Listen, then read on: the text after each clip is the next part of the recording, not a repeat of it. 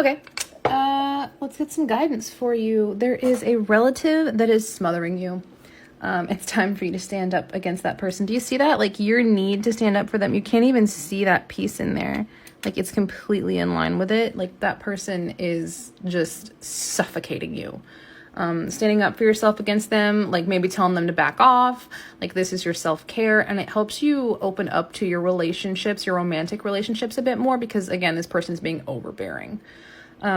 Learning how to, ask for that space, but be firm with it, not necessarily asking for the space, but like demanding it, is a part of your journey here. There's a lack of courage. This is going to be really hard for you. And then also, this is tied also to negative changes in your career path, but positive changes in your spirituality and in your romantic life.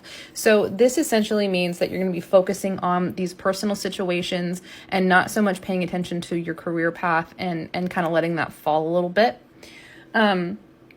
This person is causing some overwhelming stress in your life. Every time you try to talk to them about your ambitions, it's negative, and they've been that way for a while.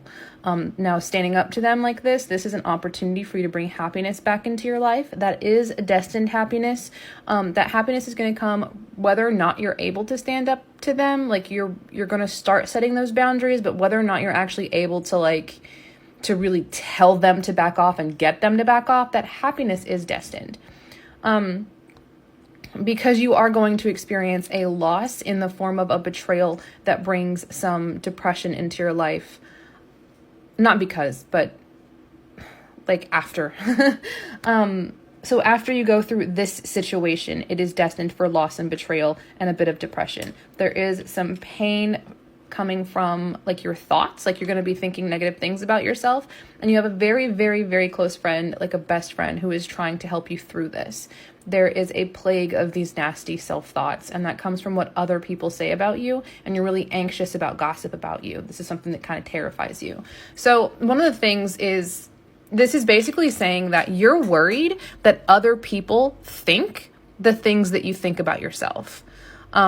Like if you're thinking that you're not good enough, if you're thinking, there's something wrong with you or whatever, your biggest fear here is that other people think that too.